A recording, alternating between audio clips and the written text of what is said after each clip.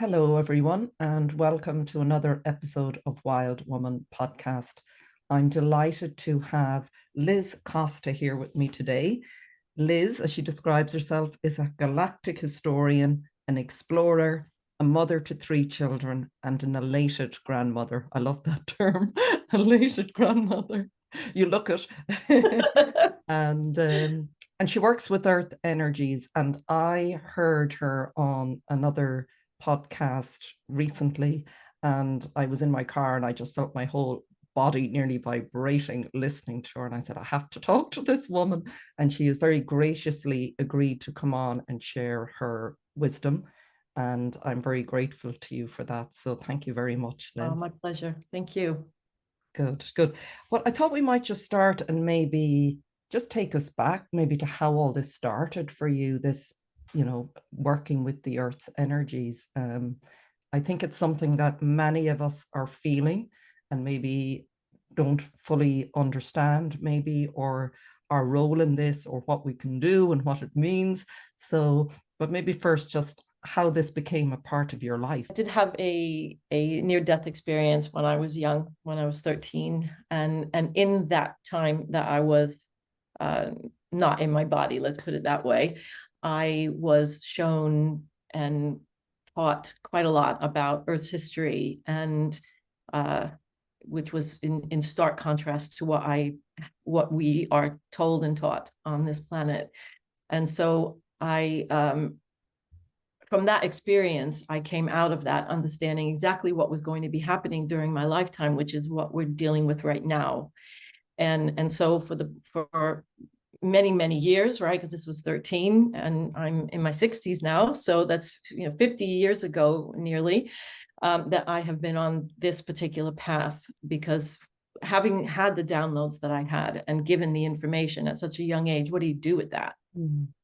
Well, I had to set out to research and study and try to understand and validate everything that I kind of already knew. It was that, and I did that for over 20 years. And in the midst of that, immersing myself in energy work and spirituality and everything that I just went in every single direction. I had an experience at a particular time, out of the blue, and during a meditation when I was sitting by a stream, and it just all of a sudden I was brought into the planet itself, and I could see the whole grid system that we were connected to. It was extraordinary, and I could even experience the places where the energy wasn't moving properly, or that it had been tampered with, and that was my introduction to what is that thing? What is this energy field that everybody on this planet is connected to? What is that? And then that began my journey of getting these hits, getting these times when I would just know that I had to go here or go there, and sometimes didn't know what I was going to do, or I never got involved with my analysis, which is odd because in every other part of my life, my left brain runs it. But in this arena, it was pure and organic, and it was like it was me and this other energy that were meshing. And so I just knew what to do without in any way knowing what to do. It's a very different knowing when you're working with your, what I call my beat. And I think this would be a really, given the kind of title of your podcast, I think this is what's really the meat of it, is how does somebody get to be able to do what I do? I didn't learn it from anybody. It was something that was innate in me. And I was given an opportunity to play with it and then sort of make a decision about whether or not I wanted to go down that road, much like you, right? Somebody interviewed you, and then you had this feeling that goes, well, maybe what if and so you took that and you went and you followed that thing inside of you that maybe made no sense at the time, or you couldn't really work out what value was that going to bring, or where's this going, and it didn't matter, and you still went. It's following that. That's how I got to where I am now. So 30 odd years in of doing this particular work, I know what that feels like, to get that feeling of, you need to, I just came back from Sardinia doing some very, very intense work. And, you know, I just knew I needed to be there. Didn't know why, never really know why until I get there, because I have to kind of make the commitment. And then once the commitment is made, then the information just flows like crazy. It's like, you've got to make a step. And then the universe goes, here's your power. Here's your information. Here's whatever you need. Here's your resources. But it's you first that answers that. And so that's how, I hope that wasn't too long an explanation. No, it's beautiful. And it exactly mirrors not necessarily the work I'm doing, but exactly how I feel. And it's like nearly, I was just thinking about it the other day, sometimes when I was going to stop doing what I'm doing, and sometimes I'm woken up in this urge, and it's like, get into the river. And like, once you get into the river, we'll flow with you, but you got to get in. Got to get Or in. maybe I was saying it to a friend the other day. I think I might have jumped into another river that I'm not meant to be in. And I got a nudge out of it, or I sort of, I don't know what happened. But then like that, you get back in. And once you do have to take the first step, don't you? It just comes in nearly roaring sometimes, I feel.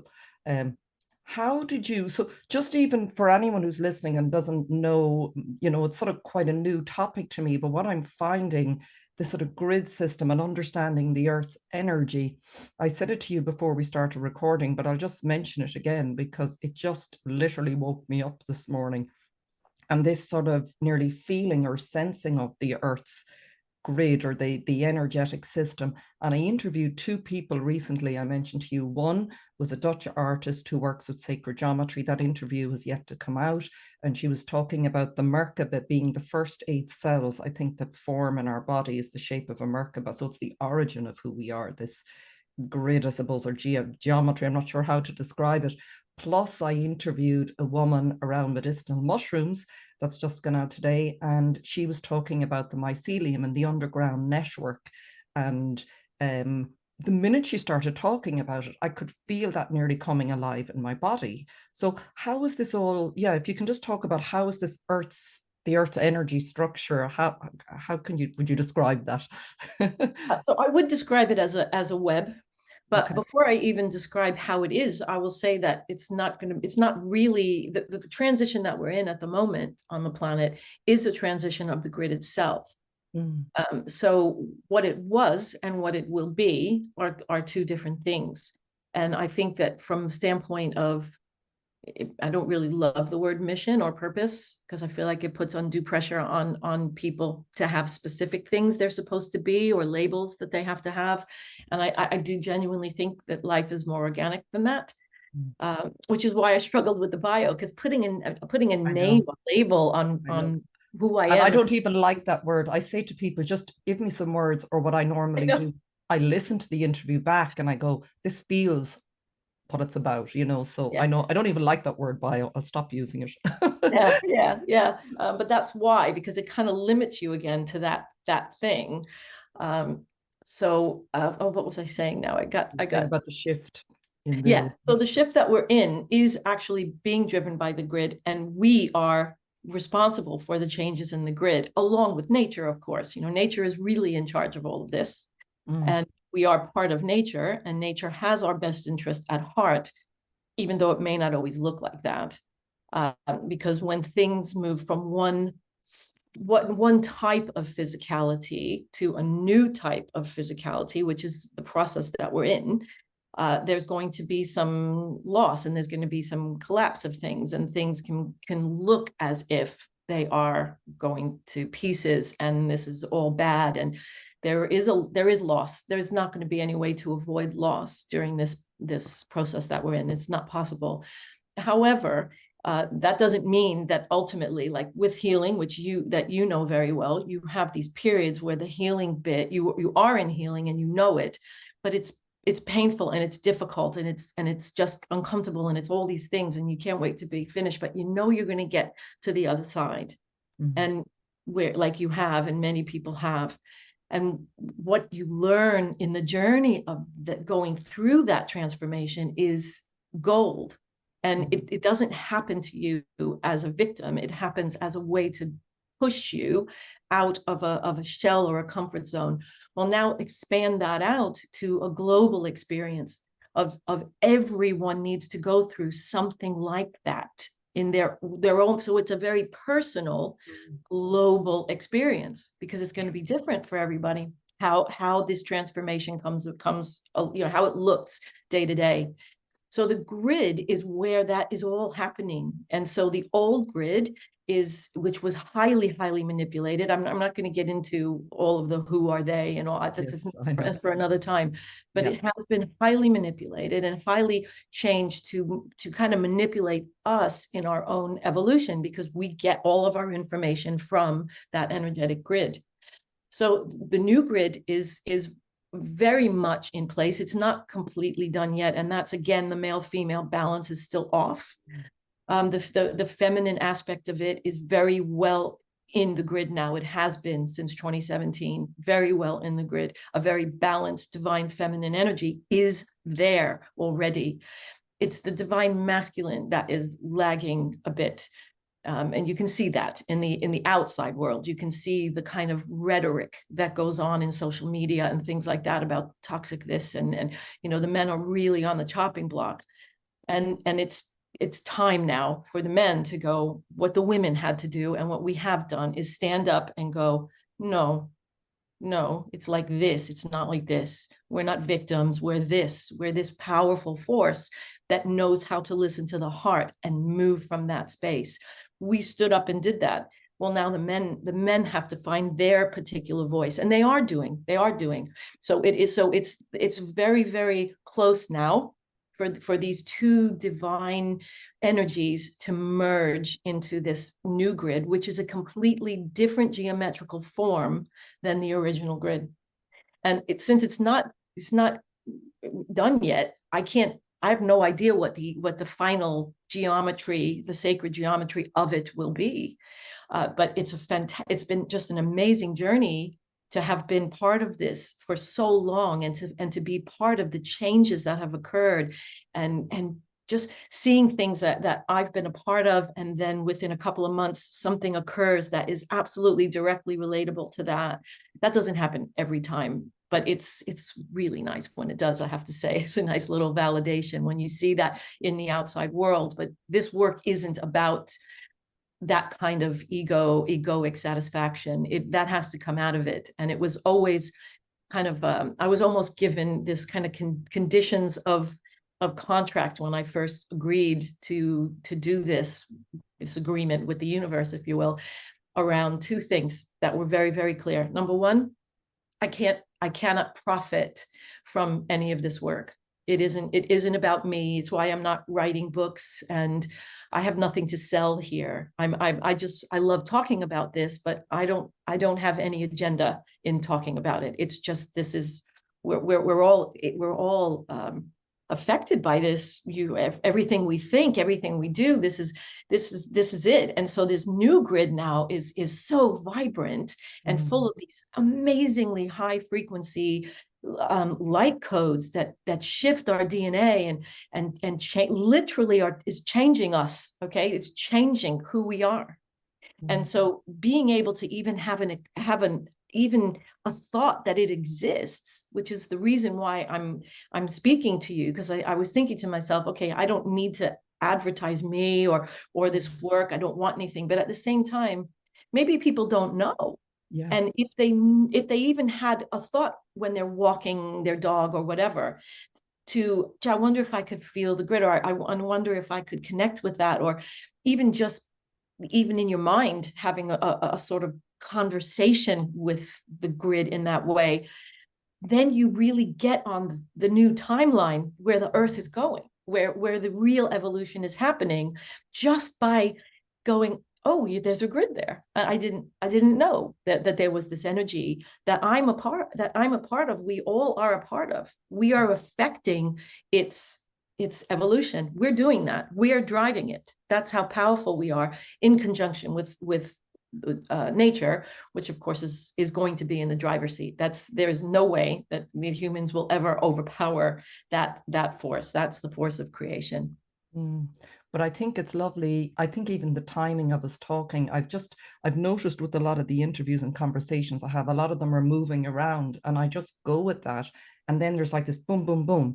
And it's like this information is ready to come out, or this person, or I'm ready, or whatever, people are ready. So it sounds like what you're doing is it's so you're bringing to the surface what people are feeling, because I've been feeling this, but I haven't known what it is. So each person who's coming on as a guest, and then I'm assuming that's what people want to, I'm just doing what I'm guided to do. So it just feels like, as you said, you're not selling anything, but it's sort of bringing a consciousness, I suppose, isn't it, to what is happening and how we can be a part of it. When did all of this start? Liz, like, is there, when you say, this evolution, and people say 3D to 5D, and for anyone who isn't at all familiar with, like, because I meet people who are being affected and say things are feeling really fast, and they wouldn't be in this world at all. So how do you talk to someone like that and say, well, what's happening? And I try and say, well, it's physically on the earth, things, frequencies are shifting. How do you Yeah, how do you even start that? How do you even start that? Well, generally I start with where that person actually is, so that there's no real overwhelm that happens. But in the sense of something more general like this, as an astrologer, you know about the precession of the equinoxes. And so there's one close to 26,000 year cycle that we go through each of the houses of the zodiac for 2100-ish years. There's 12 of them. And so that's considered a galactic year. So we have a solar year, which we know is 365-ish days. And then we have these galactic years. We also have universal and these bigger cosmic cycles. This is all going on outside of our day-to-day life, right? It's all going on, and it's affecting us just whether we know it or not. And whether we have a chart and we know what's happening in our astrology is irrelevant. It's still going to affect you. So this whole thing is affecting everyone.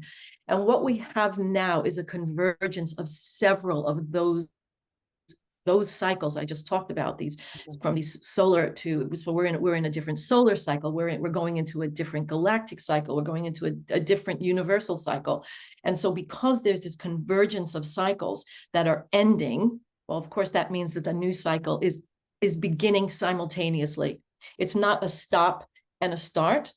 It's so this age that people are calling the Aquarian age, I don't, but it is being called that by some people. The energy for that has been in play for a couple of hundred years already. So that's why when I had my experience, it was already well in play to be able to show me how it was going to unfold, even within my own lifetime. And so it's already happening for everyone. And so that's why this is such a big deal. We are literally bumping into a different level of human evolution. That is what's happening. This is the most exciting and can be very scary time to be physical. But everybody who is physical right now, number one, deserves the utmost respect for choosing this from a soul level to come into the physical at the most difficult time for human physicality that it is right now. But we are over, there's so many people on this planet, at least that's what we're told.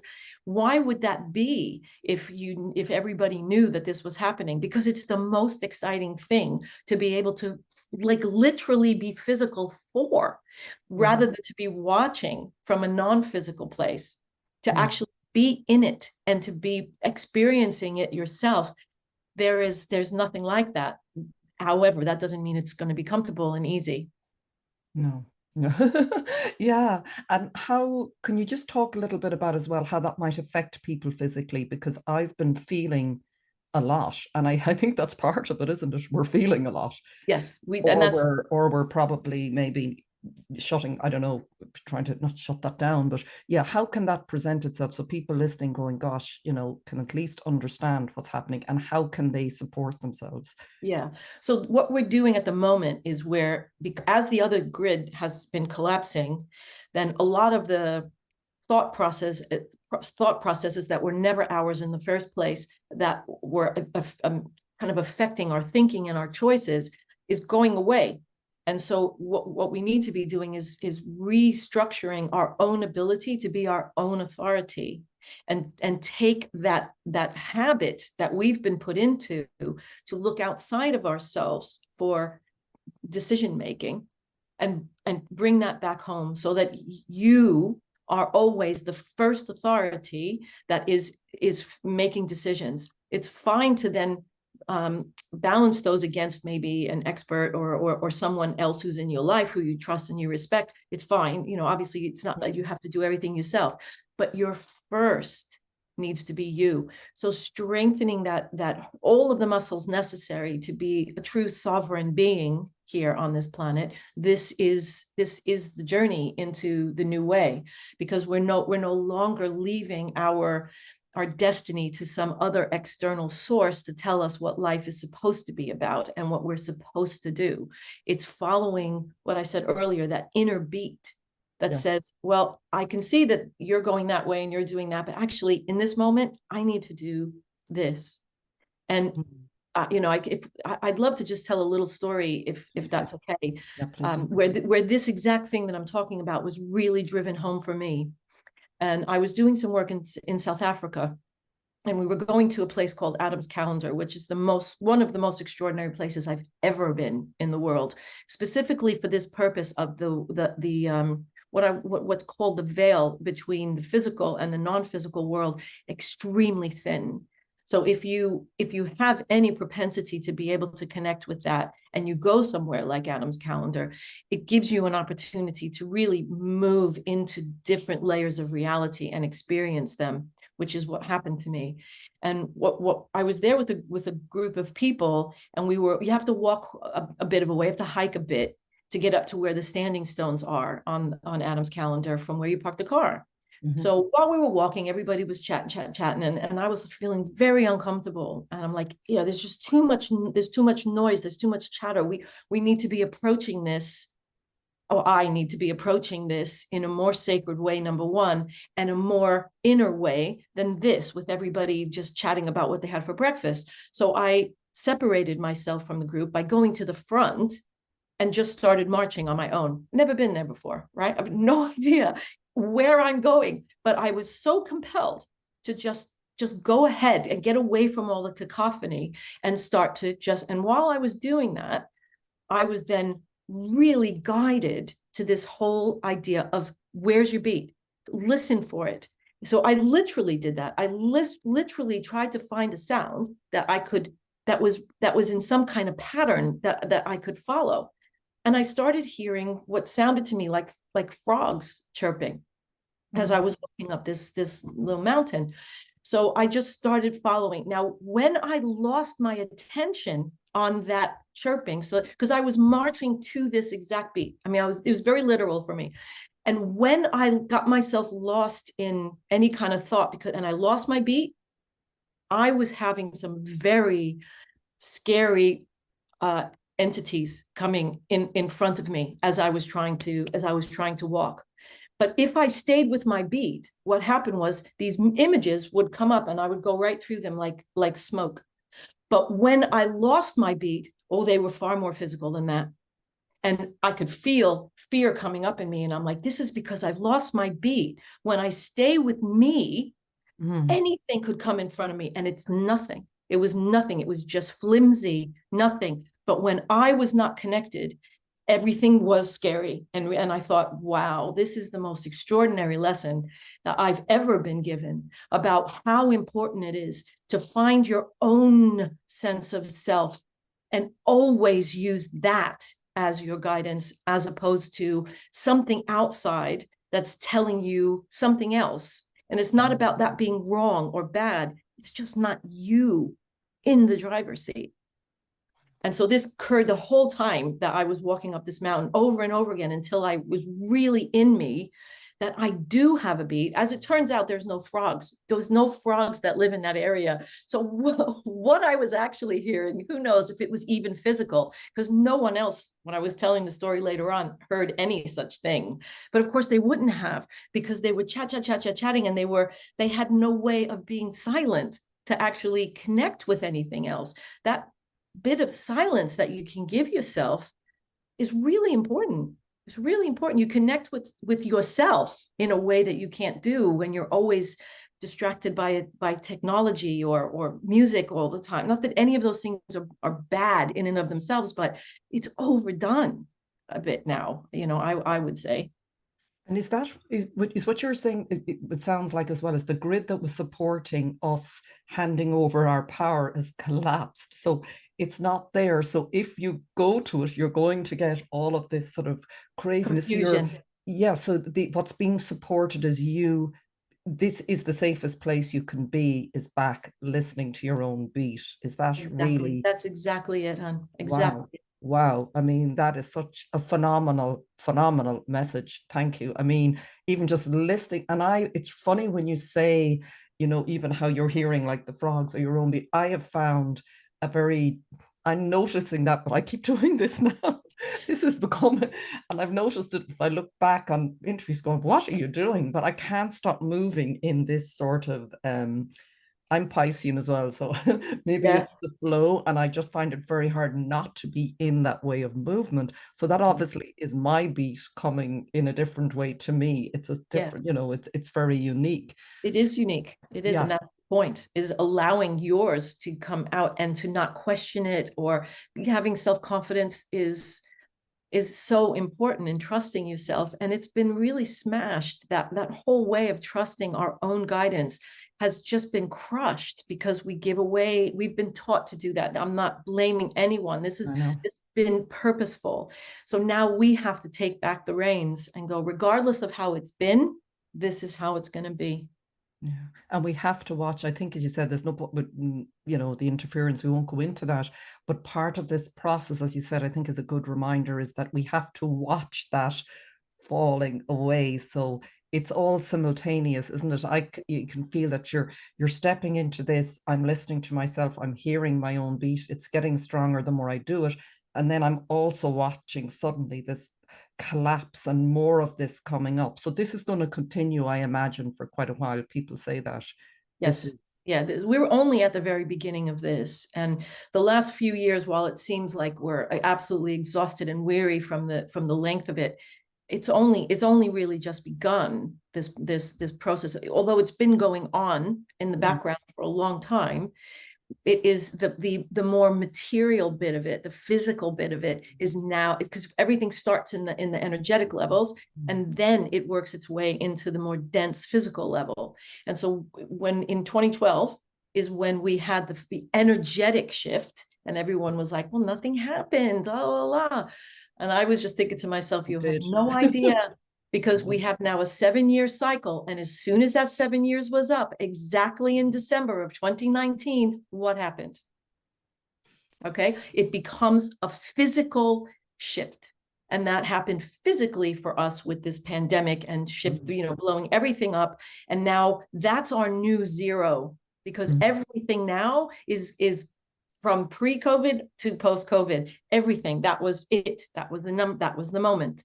And then we'll have another 7-year cycle from 2019. We get to the end of 2026. And if you listen to other people who know more about things than I do in terms of astrology and whatever, you will hear those dates happen, the same exact thing. By February 2026, no one on this planet will be able to miss what's going on here. And by the end of 2026, everything will be different. And I don't mean that from necessarily a catastrophic point of view, although it could feel like that in certain parts of the world. I don't know, but it's those, we are moving to the end. And so what happens at the end of the next 7-year cycle? Well, let's see what we do. Yeah. Right. Let's see what we do as a consciousness, where we want to take it, and how much sovereignty in this 7-year period that we have to really build this muscle. How many people take it up and go on this path?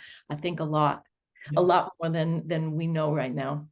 And yeah, is that your feeling? Like, I mean, you're doing this work for a long time. I get the sense there's an awful lot happening under the ground. What I say of like the resistance movement underneath. The more I meet people, I just have a really strong sense there's so much more. I don't watch television, but if you watch television, it'll tell you a different story. So from where you've been doing this work for so long, how would you say we're doing? What's your sense of? We do have a long way to go, I have to say. However, COVID was the best thing that ever happened from this perspective, and it's why it happened, even though it was technically put in play by the ones that we would call the evil ones. How do we know that's not actually for our benefit? Because what else is going to wake people up is when they are pressured. That's how, there's a saying about how you make a diamond is with a hell of a lot of pressure on it, right? And so we have to look at that and say, how else are we going to squeeze through the eye of this energetic cosmic needle that the whole planet is doing this with or without us, by the way. The planet certainly does not need humans in order for it to continue its evolution. So it is but how we are intricately connected to the planet. This is why humans would have a very hard time living anywhere else, because we are made to connect to the planetary energy. That's how our bodies were created here. This is where it all happened. So people, that's why when astronauts and stuff, when they say they go into space, I don't know about all of that, so I'm not going to get into it, but they always come back ill, always, because no matter how they try to simulate the gravity and all that kind of stuff for them, it's impossible. It would be impossible if it's even happening. It would be impossible because the human body needs to be connected to the Earth grid in order to be full and be healthy. Okay. And can you describe that grid? Is it an electromagnetic type of, how does that work? It's like a torus. It's a torus type of energy. So you have the energy from the cosmos, and then you have the energy from the center of the planet itself, all conscious. And there is a flow of energy that moves constantly. And as a result of going up and down, I think you've probably seen the magnetosphere pictures of the planet, where you can see it's like this circular movement, like a donut that comes from the poles, right? So this is how our bodies work, and this is how the planet works. And so we plug into that. We are electromagnetic beings. That's what we are. That's why electronics are so bad for us, because they're running on a frequency that is not compatible with our natural ones. Even our music has been shifted to play at a different hertz level, which is outside of what is actually in harmony with natural beat. So things like gongs and things and chimes, those are more tuned with nature, which is why they used for healing. Whereas most modern music has been changed, well, from the 1700s anyway, changed in that background frequency to be in kind of some kind of defense of our natural organic way that our electromagnetics work. So it's an interference. And when you really plug into the grid, you are getting that the highest, the newest, the best frequencies that you possibly can for this transition that we're all in. And it could even just be thinking about it or watching it. That is enough. You don't have to have a skill set. Put your bare feet on the ground and just have an intention that you want to plug in to the real, true, powerful life force of this transition. And that's what you do. And you sit silently for even 5 minutes like that. It's enough. And then you put your own energy in and say, I'm here. I want to be part of this. I am a new human. I'm on the timeline. This is what I want. And it's a line in the sand. I call it what's that Lord of the Rings movie with the who's the wizard? I can't think of his name. Gandalf. That moment when he puts his staff in. It does feel like that. It's like that. It's like going, no, I'm not going down that road that you're pulling me down, this kind of transhuman road. No, I'm choosing the organic nature road, and this is how I'm going to do it. So it doesn't take having a big lofty mission at all. It's not that at all. And is it all tied up with, I've been very drawn to, just find it interesting as well, to acupuncture very recently. So that whole meridian system, is that, and Chinese medicine, like they obviously really seem to have it sort of, say, sussed in a way or understand it. Is that really important as well, keeping that energy flow? Yeah. I mean, I know as you're saying plugging into the earth, but I felt a really strong calling to go for acupuncture. And I hadn't ever been. So is that, that's obviously helping that sort of system up level, is it? Or how would you? It absolutely is, because again, just like the earth, our grid system gets blocked up. It gets blocked up with our worries, our traumas, our past, our stresses in life, perhaps toxic stuff that we might have been exposed to. All these things cause some issues in our grid, our own personal grid. And so qigong and acupuncture and even yoga, it will help to move these things in a way that can take these blocks out. And it's a little more complicated than that, but it certainly can help to do that. And when I say it's complicated, it just means that if we do have a trauma or something that's holding a pattern, then we really do need to face it at that level. Just a needle in might give you a temporary few minutes of flow, but it would only come back again if you haven't actually gotten to the root of it. So it is a little bit, and which is the same thing that's happening with the planet. This is happening, nature's taking care of it, but there are just some things that, because they're man-made problems in the first place, there's a human, it helps to have a human intervention with it, as opposed to it being left only to nature to do it. It's a co-creation. We're working with the planet, even though it is nature that is in charge of it. Yeah, can I just ask, I don't know why this topic comes up a lot for me, because I have been on that. I think for me, the cancer journey in the midst of all this, I felt this starting back in 2012, and I could feel, and this, I don't even like to call it cancer anymore. I just feel it was a block, and there was sort of deeper patterns that I've been sort of moving through.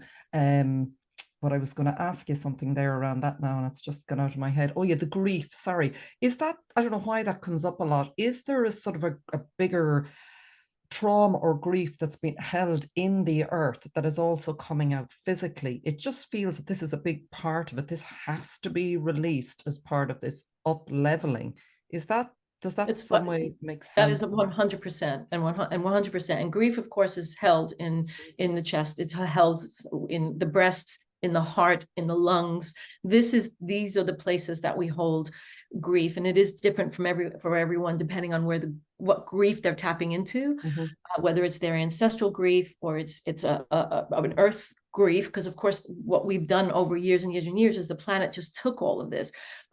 Much of my work has been around battlefields and other places where there's been a lot of bloodletting and murder and loss, because those things have to be purified in some way in order to move through. So a lot of us have almost worked as acupuncture needles in order to move that energy. At least that's how I would see it. I mean, there's grid workers all over the place, so they would have maybe a completely different view of this, but I'm just sharing my own version of it. But these kinds of energies can definitely get stuck in the planet and get stuck in us. And so what we're trying to do is purify that. And as it moves through, it feels like loss. You can feel the loss. And you may then desperately try to look in your own life and go, what is this attached to? And a lot of times it's not attached to you at all, unless you make it that way by grabbing it and saying, now I'm going to be in grief for a long time because I don't know what the root of it is, so I'm going to keep it now until I figure it out, when actually it could have just moved through you in that moment if you'd been able to just let it, whether that's cry or scream or whatever you needed to do. You'd probably do it for 30 seconds and it would be gone. But if you grab it and you make it yours and you label it and you look for something, then all of a sudden now it stays and you end up being depressed maybe for several days. And where just being looser about this and knowing you're part of something bigger, and you don't have to know analytically about every single minute. Just be part of it and allow yourself. In one moment, someone might be taking their dog for a walk and walks through an energy field that needs a little purification, and they'll get a hit of something that doesn't feel nice. Acknowledge it, but don't make it yours. Let it move through you and out of you as a service, and let that be enough, rather than it being, well, I wonder what I just did, and trying to pat yourself on the back because you actually have really low self-esteem and you want to feel like you're adding value, as we all do. And it's the end of that. It's the end of that egoic kind of thinking. That's going with the other grid. We move into a unified way of being where we feel the whole system all the time. And as a complete empath, I can tell you it's not easy to be that. But after a while, you start to be able to tell the difference between what's mine and what isn't mine. And if it's technically isn't mine, it's still mine. Because if I'm experiencing right now, then I'm part of whatever it is, and therefore it's okay for it to move through me without it having to be explained. Yeah. And then everybody plays their part. And it's important to just stay out of the head, stay out of the need to know, and just be. Yeah, thank you. That is so phenomenal because I've definitely experienced that. And I think a lot of people do. And I had been trying to label it, but some part of me said, no, this isn't. I know when it's mine nearly, and I know when it's not. And it is this allowing. I think if you've had the dam, it's sort of been blocked, which I had for a long time. And you do get, I remember back in 2014, I went through about 6 weeks after going through a healer of just constant every day. I had to go to my car and about an hour every day of just grief moving through me. And he said, just allow it. Just allow it. You signed up for it. You don't need to question what it's about. And it literally, and I said, it's happening when I'm at work. And he said, ask that it doesn't. And I said, okay, I'll ask. And I did. And I'd see the clock, work finished, and it would start. And I'd get to the car. Literally, it was unbelievable. Like you always get what you ask for, that's for sure. What? You get what I just said, please don't do it when I'm with people because they'll lock me up. And so I think that's really good for people to hear as this keeps unfolding, to know that we are, even as you describe it, I can feel that being part. So we're part of this and we're doing it together. So is the shift from this sort of linear, sort of dualistic to more unified sort of consciousness, that's sort of where we're shifting to, isn't it? An interconnectedness. It's interconnected, what the difference is that you don't lose your ability to connect with the polarized version. So it's not that we all become this androgynous thing that is, no longer feminine or no longer masculine, and it's just this unified thing that is just the same all across. It's not like that. I think what needs to be understood as we move through this experience is to get comfortable with paradox, where paradox is both ends of something are true simultaneously, which in a polarized society can't work. It either is or it isn't. But in a unified society, it's always an and. It's not, it doesn't work like that, because you are holding the whole thing, and you get to choose where on the spectrum in this particular moment you're going to be coming from as you perceive it, and you have control over that spectrum. So I can be maybe caught out and not be a good day for me, and I might perceive some situation from a very polarized place, but as a conscious being, I can go, oh, I'm seeing that from a polarized place. Can I expand myself out to hold more of it? So I can see it from this bigger perspective that holds more of information. And can I function from here instead of this little place on the spectrum right here that is keeping me really polarized in how I'm perceiving it? Your perception of reality is the only thing that matters. That's why there's no such thing as absolute truth. And I know we're getting into really deep places. I will stop there. But it is important to understand we have choice, but you can't have that choice unless you have sovereignty. So we're back to building that. Yeah.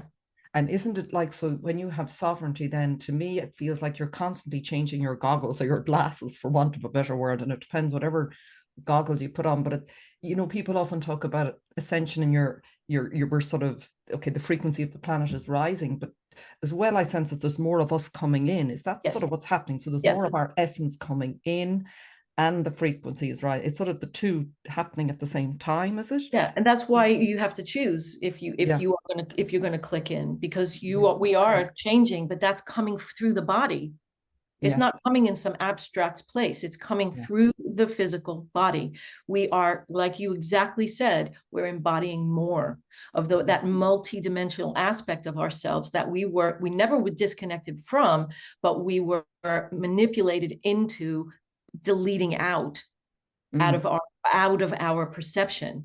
Whereas now we have the opportunity to take it and not be affected. So that means that our bodies have to be able to handle, our nervous systems need to be able to handle lots of information And we're being, I know we're in information overload at the moment, aren't we? Right? It's coming from every direction and it is overwhelming. But this is, again, it's difficult, but it's building this sense of I can handle more because I can have all of this stuff, this cacophony, and I can make a choice in that to focus on something. I can do that. I don't need that to be peaceful. I just need to know how I can get to that place within me, and then let the outside world do what it needs to do without it taking you into a spin of overwhelm. That again is building that muscle of, hang on a minute, I don't need to have 15 different Telegram channels or Facebook, whatever, and that taking, getting all this information, everybody's opinion, la la la la. How much is that affecting your ability to just stop and feel how you feel about something, as opposed to all these other opinions about something? And do you have that skill set to go, you're welcome to all of your cacophony, but I'm going to sit here knowing how I feel right now, and be able to hold that. What if you're the only one that has that particular view and everybody else is coming from a different direction? Yikes, right? But that's your training ground when things like that happen. So be happy, celebrate that. Yeah, because again, without going too much into, because I want to go into some the sort of the ley lines and some of the, and even just ask you a couple of questions about Ireland, particularly, if you don't mind as well. But I just get the sense of, like, if we're all part of this universal consciousness, I go back to the web, and we're each came in as an expression of something different. Like, it doesn't make sense. Like, all I keep seeing is this sort of, if you're looking at all the other parts of the web, going, I wonder what's down there and what's down there. But I just feel that the more I sort of, exactly as you describe, sort of stay in my lane or my river or whatever it is, it just keeps opening up so much, as opposed to all that distraction, which isn't mine. I don't know how, Yeah. maybe I'm not describing it very well, but it's like so much richer and so much certainty or something, or so much you're in your own beat, as you said. It just becomes very easy. When the days I can do that, all that noise is gone, and the days I lift up and listen to it all, I'm gone and I don't know what I'm doing. So it does seem that this is that's, as you're saying. Yeah, so can we just move on to talk a little bit then about ley lines and energy lines? We hear so much about that. Are they just very amplified parts of the grid, or, in terms of the work you're doing as well, are you helping sort of that up leveling or the new grid to be embedded, or how would you do? It's more about removing anything that's blocking it from doing it itself. It has its own consciousness and its own strength and power, and no one can affect its evolution, really. However, because we have such an intimate relationship with the planet, we can either be in co-creation with this experience, or we can be a block to it. Those are the kind of two paths that we're in. And so making the choice to actually be part of it and to be able to help this process move through more easily, we're not doing it, but we're either allowing it to flow more easily, or we're part of the blockage of it. So there's been a lot of manipulation of this energy grid, because it's one way to affect the way people think. And so a lot of things culturally that you'll see in different parts of the world, that they behave a certain way, or they have certain rules in their culture or their religion, this is all related to the place on the planet where they are. So they are very different energies at different parts of the planet that go through the grid. And the grid could be manipulated in a particular part of the world to have certain stricter rule sets that are in play there, so that the population doesn't have the same levels of freedom within themselves, and therefore they don't ask for it externally. So you have these really, intense regimes in these places. So it's very, very complicated. Ley lines are basically the same thing as the grid. It's just that this is where you're actually able to feel them or measure them with some kind of dowsing instruments. In my work, I don't use any instruments. My body is my instrument. Although I have used instruments, but it doesn't feels completely unnecessary because I can sort of douse with your body, can't you? I mean, you're obviously very I you was know, working with the, yeah, sorry, it's yeah. just like that. So I could be standing next to someone else who also does some kind of energy work, and they would get a completely different read on in the exact same spot. And it's fine. It's not, there's no competition about this because we are vibrating at different places. So we're going to tap in at a frequency band that is unique to each of us, which is why when you follow your beat, what you're doing is adding your unique note to the symphony, to the song. And by trying to take someone else's because you think that's cooler, or I want to be like that, but it's not really coming from you, we miss out. The whole system misses out if each person isn't taking their special role, because that special role creates that gorgeous artistic tapestry that when everybody is following their own beat and not doing the thing that says this is not enough, or this is not this, or you start to use your brain to judge yourself and say this is not good enough or big enough, or and because of this whole self-confidence, self-worth thing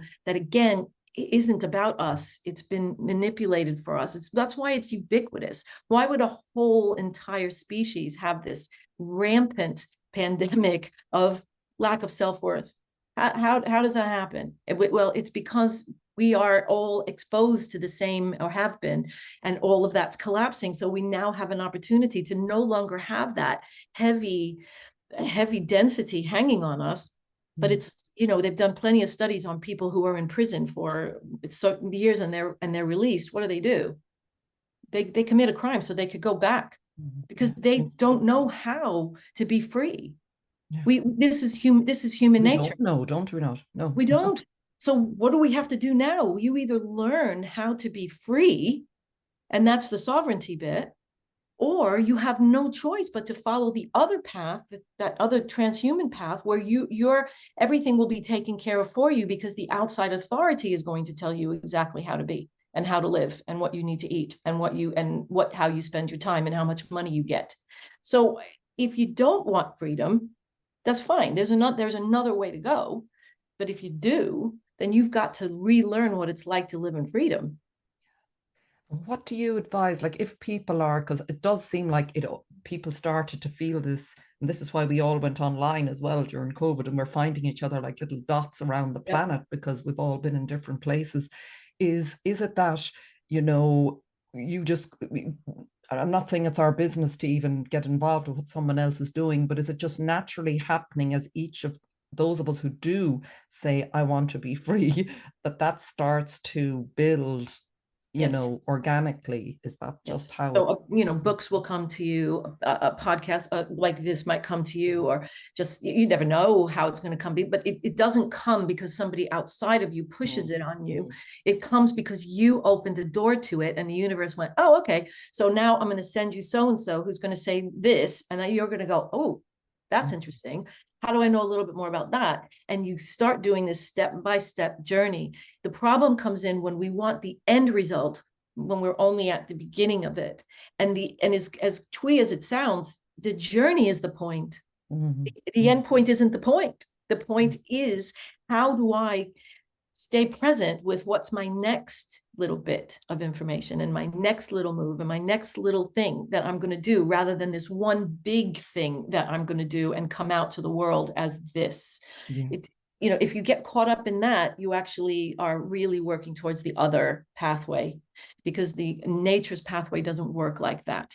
It works moment to moment, present, and you allow for the truth to move through you in that moment. So even for something like this, I'm not accustomed to doing a lot of these things, but I don't prepare for it. I don't have things I'm going to want to say, or because everything has to be organic. I'm allowing, based on the flow of the conversation, what comes out of my mouth is what is appropriate for this moment, regardless of what my brain would have come up with.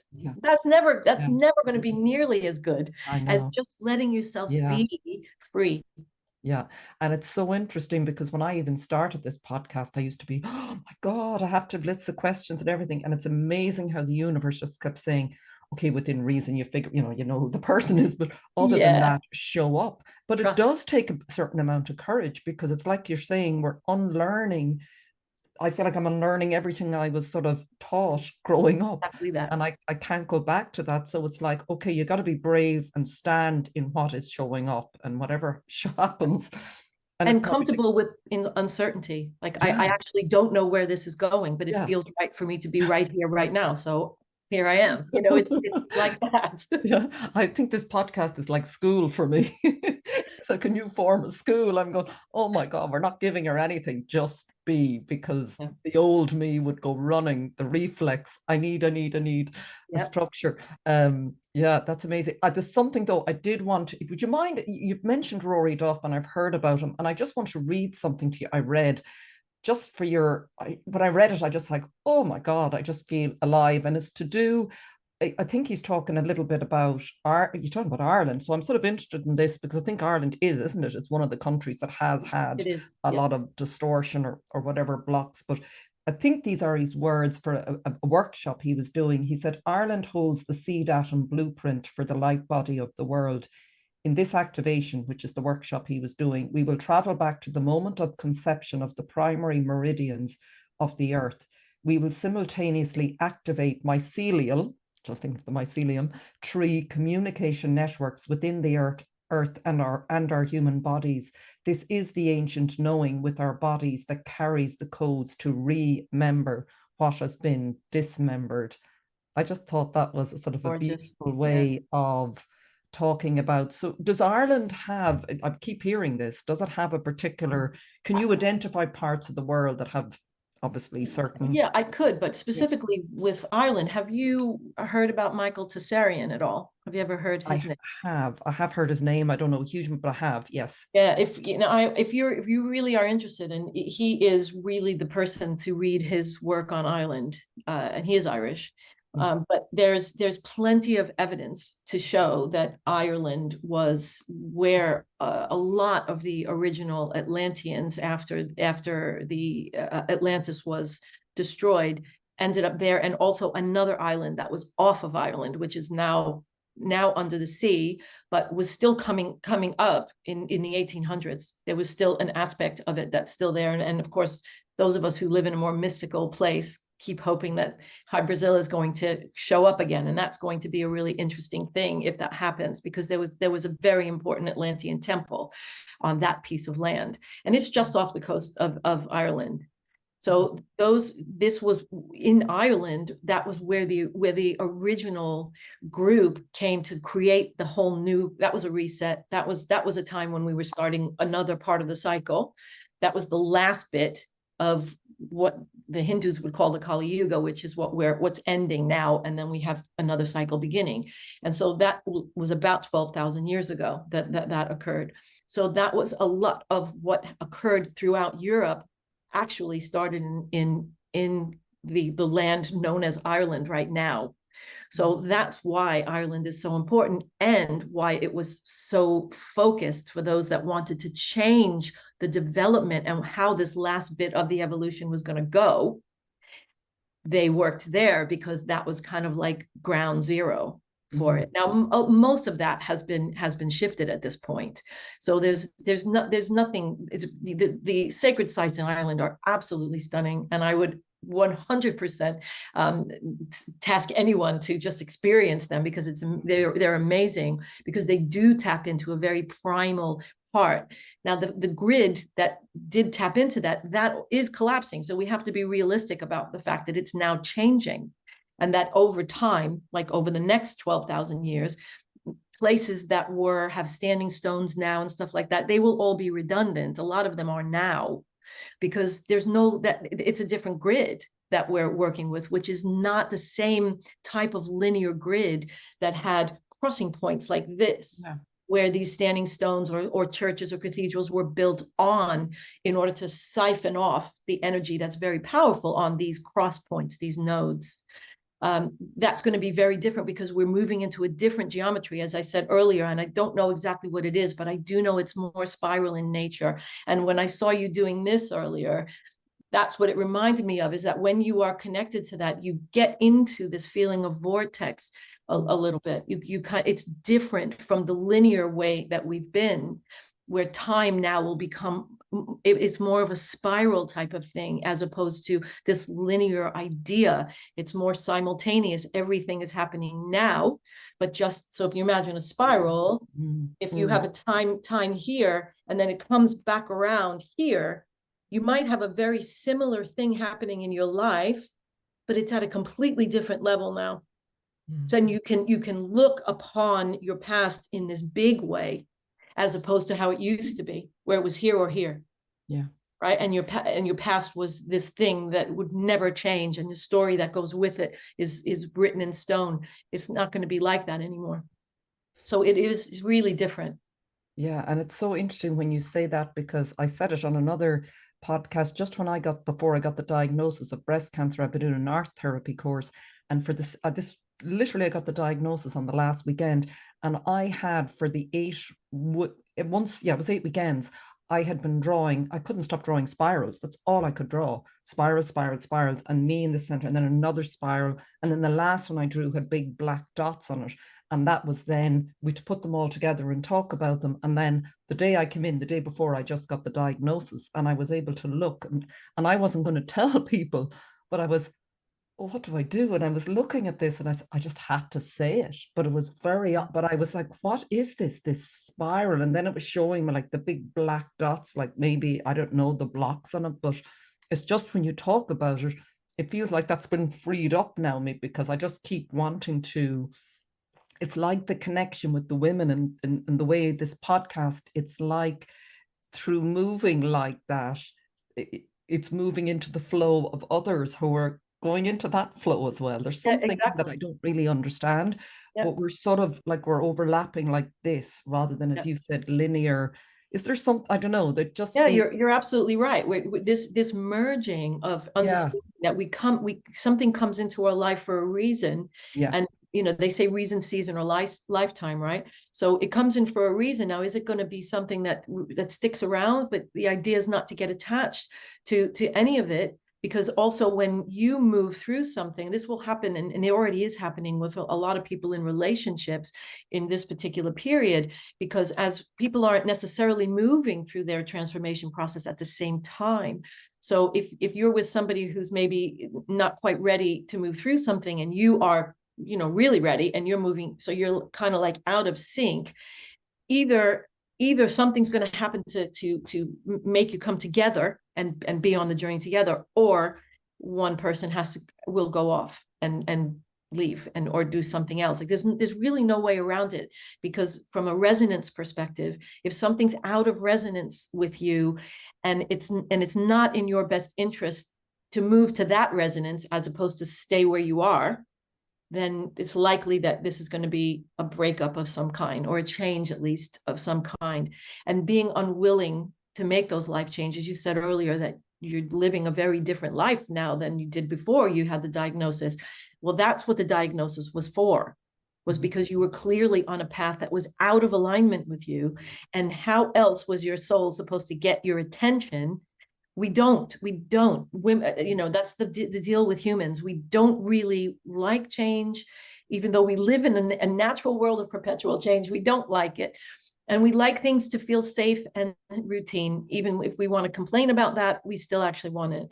And so the only way we come out of that place of kind of liking that comfort is to have something happen to you that you can't run away from. Like, you got to face it. You've got to go down the road, and a lot of stuff is going to come up for you.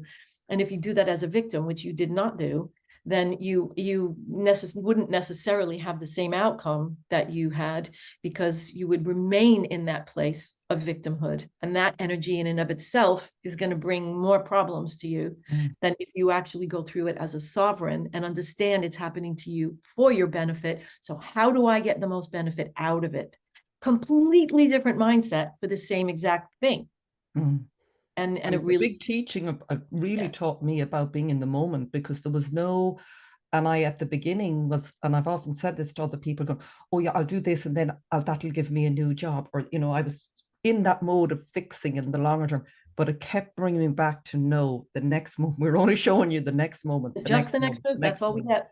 And that's how, yeah. And I think sometimes that is what has to happen because, you know, for anyone who maybe goes, oh, maybe I could have done it differently, I always feel no, because in the world that we live in, it's not that easy just to go in wherever it is and say, sorry, I'm opting out. I'm off No, doing of course something not. else. I No. felt relieved. I always say that to people. Ultimately, when I got over the shock, I was grateful, going, there was nothing else that could take me out, and I really needed this. So I think once, yeah, as you said, you start to say, this is for me, not to me. That was the Yes. biggest shift for me. This Yeah, is for me. huge. There's, yeah, yeah. Yeah. Uh, It's a really interesting one because other people say stuff to me like, well, but then, you know, some people die. I said, well, that's true. Some people do die, but how do you know that dying wasn't actually the healing moment for them? That they've already done what they came here to do, and they were actually done for what it is that they came for, that it's still not a victim thing.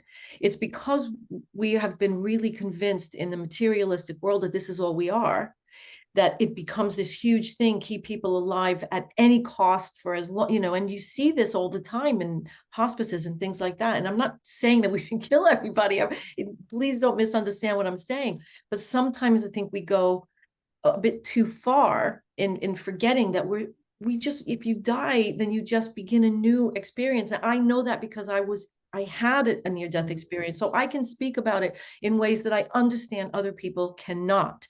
So I'm not judging anyone for it, maybe not feeling that way, because that's a big ask, and I get that. But I can, because I know, and as a result of having had that experience, I opened up something in me that I can move into that space much more easily, and understand that it's still me, but it's not in the image of this. This is just an image that happens to play its role in this particular frequency band. And it's not that it makes it less important, it's just not all there is. And like, so do you see, like, when you say in the quantum, so there's versions of you existing out of, yeah, in different, and you can connect with all of those. Absolutely. And that Yeah, was one of the things that opened up during that yeah, experience at yeah, 13, that I yeah. remembered. I had memories of my time in other lifetimes, but the major one was not my quote unquote past. It was the future of the planet. So that's why I'm doing what I'm doing, is because I know where we're going.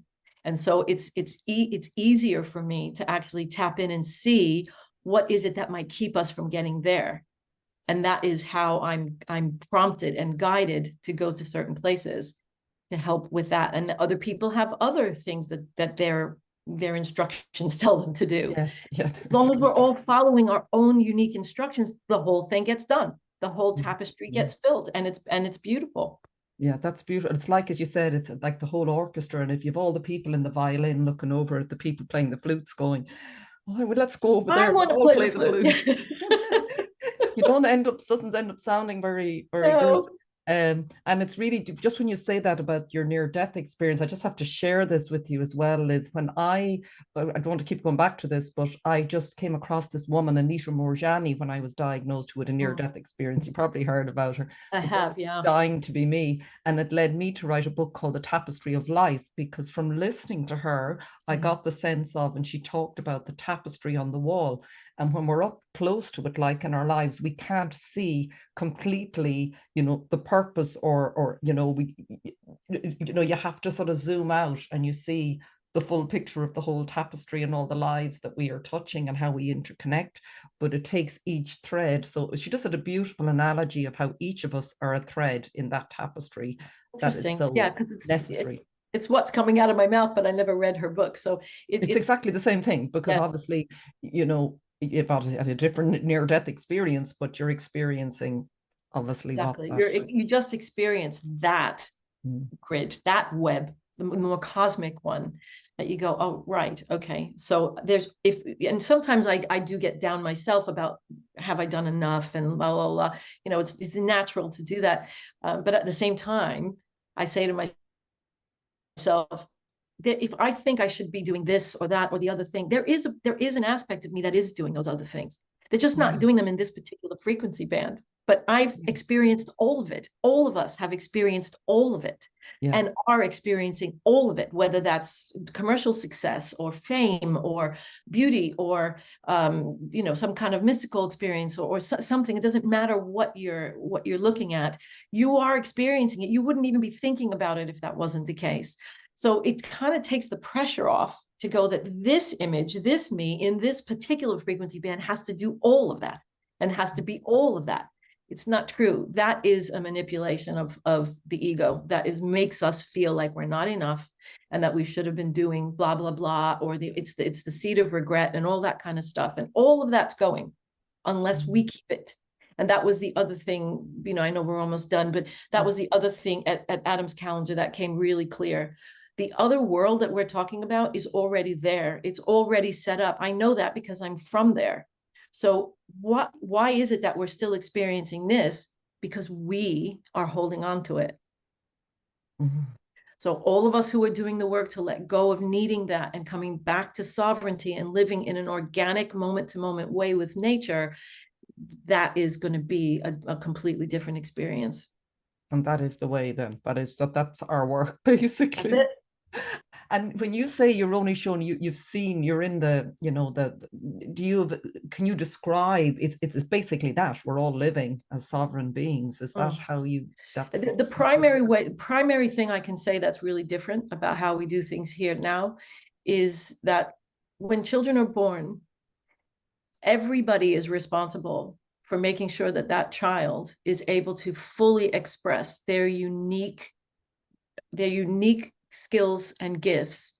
Everybody is responsible for making sure that that happens, because as each child grows up taking its full role and knowing its beat from the time it's little, then the whole society works, because nature is making sure that people with different skills, the right skill set, the right combination of things is coming. It's there.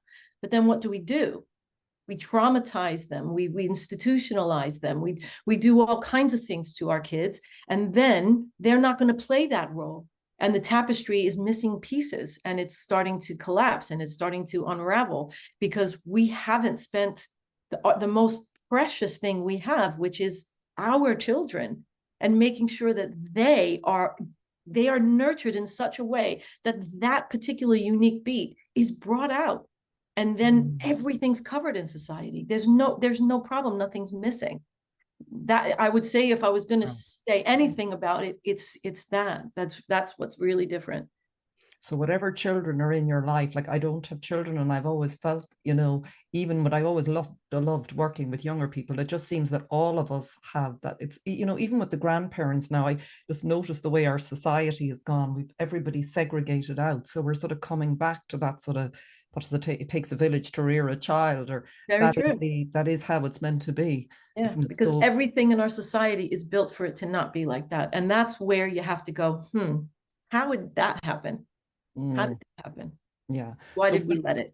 Yeah, but you're saying like the energies are not going to support that anymore. So the more that really it's not an uphill battle. It sounds like we're just need to flow in the river, as opposed to, follow your own feeling of excitement or your feeling of interest, or follow that, as opposed to follow what I should do and the fearful bits of trying to be really practical. I'm not saying we don't have to be practical. We have to function in 3D and we have to pay bills. Yeah. I'm not saying we should just throw it all to the wind, but this is we're in a process now, and playing with that. Where in my life could I be a little bit more free and a little bit more present and a more honest way of expression in the moment? Ooh, can I do that there? Can I do that with that person? Play with it, so it becomes a part of your daily way of being. And then you'll be on that track, and you will grow more and more with it, just by taking a really playful way of approaching it. Yeah, you build a muscle, it sounds like. And just the final thing, just even physically, you hear a lot more. I'm noticing myself a change in sort of the foods I want and things like, that's obviously a part of it, and that it's important that we keep, I always think of it like the vessel we have to sort of, keep, I would say, cleaner. Like, is this going to become, because I find things that I could have eaten, I'm now finding difficult to eat. So is this going to become more and more the way of 100%, our which is, I frequency. think, why a lot of people want to start at least growing a little bit of their own food, and anything at all, because at least then it feels like I'm connected to it a little bit more, which I don't know about you, but I never really had that draw that I had to be connected to where my food was coming from. But in the past few years, it's been very clear that I needed to do that. And so we just little by little, as you get those promptings, is play with it. Don't feel like, oh, it's another thing I have to do, where it becomes this heavy load of change. Just if it feels like there's a little bit of excitement or a little experimentation that might go on here and there, and take it as that kind of a curiosity journey, as opposed to, oh, I have to change everything. No, you don't. It's little by little, and let the inner promptings guide you to what's the most important thing next, as opposed to some huge, massive amount of things. Yeah, thank you. I mean, that does seem, you're always shown, aren't you, what's exactly next. I Yeah. just feel if you take the moment and you can sort of cut out a lot of the other needless things maybe that you didn't need to be doing. Yeah. That is, yeah, that is such helpful and wisdom and advice. Is there any final words you want to finish on, Liz? Because we've been talking for over an hour. I could talk a long Yeah. time with you. Yeah, there's a lot of different I tributaries you know we things could go like this, down. and I absolutely love this stuff. But Is there yeah, any other area we didn't, just that you might like to share with before we finish up? I think probably just the playfulness and the curiosity bit, Mm. how important that is, because it's very easy to just take this and turn this into another way that we beat ourselves up that we're not doing things right, or eating the right foods, and you just create another phobia or another overwhelm in your life in trying to do the right thing. And so I would the only other thing I would say is try to have a more curious and more playful approach to things. So and try to learn to follow that. Oh, I'd really like to have that right now, and not let the mind go, yeah, but I really shouldn't. Or it's be a little bit more childlike and a little bit freer in where it's safe to do that in your life, so that you can play around with how that is to be more relaxed and more at peace with more decisions that you're making. Mm. Thank you, Liz. Thank you.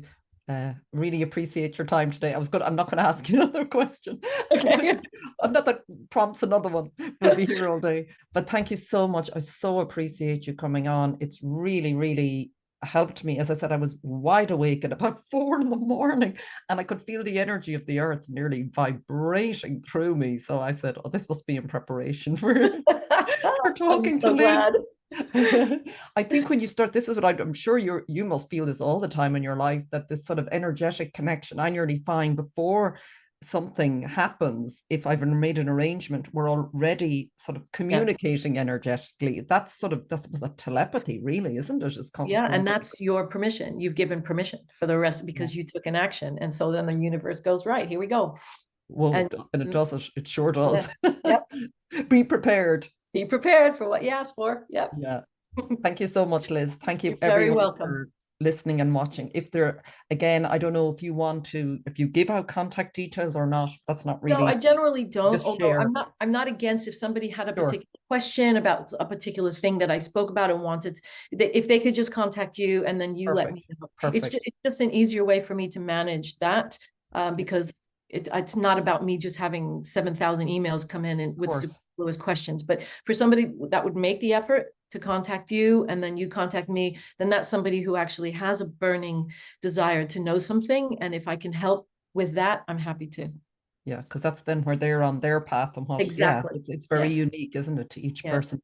So Yeah. thank you. I will have my contact details and all of this. So please reach out to me if anyone would like to ask Liz anything more. But I'm sure if you've listened to this, you'll just be lit up. I always say that's what I felt like when I Oh, listened to you the first time, lit up like a Christmas tree. oh, So that's very kind thank of you, you. Celine. Yeah, Thank you. it continues lighting up the planet, and Yes. yeah, Yeah. thank you.